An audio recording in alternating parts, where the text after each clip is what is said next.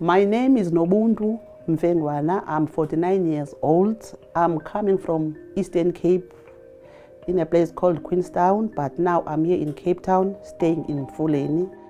I lost my sister in 2020 on the 12th of December. She was sick on the 10th of December. Within 2 days, she was no more.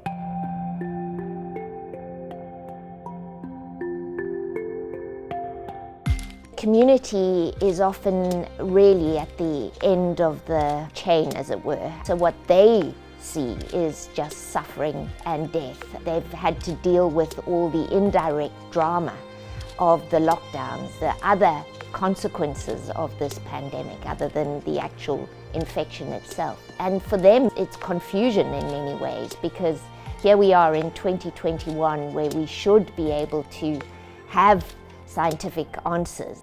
We are connected through media, so people are aware of what is available elsewhere. Well, we've learned from the HIV and AIDS that if we are slow to respond and if we don't make proper investments, the cost is human life. The problem with lost lives is that they can never be recovered. So we cannot afford to lose so many lives yet again. COVID for us felt like it was HIV on speed. It just kind of, one day in the life with COVID was like a year in a life with HIV. And it kind of made us realize that we really needed to work very quickly, we really need to be very focused, because people needed to access care quickly.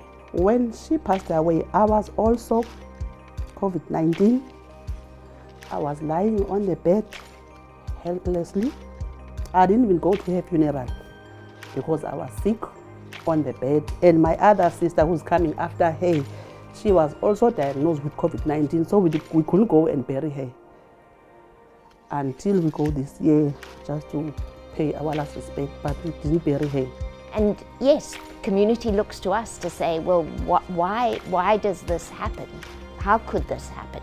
I transport myself back to 2000, and we faced those same kind of confused faces saying, how is it that people in developed countries live and we are dying here? So from the beginning, you do need to have communities involved. Civil society has to be part of this. It really is critical to bring everybody along so people understand the science, people understand the science of vaccine manufacture, the science around product evaluation and the testing. When the vaccine came, I was so happy.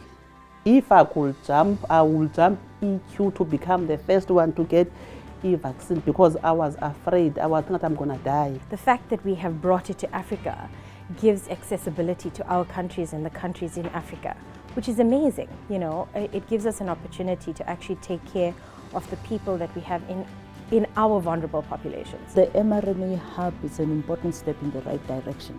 The principle of having a hub is that we work on a hub and spoke manner so that you can pick up those countries that can build capacity, others can produce vaccines, and some can even produce therapeutics. The notion that we have a hub here, that we will be able to actually produce a vaccine pretty much like the ones that are being made, researched, manufactured in the developed world is just so exciting.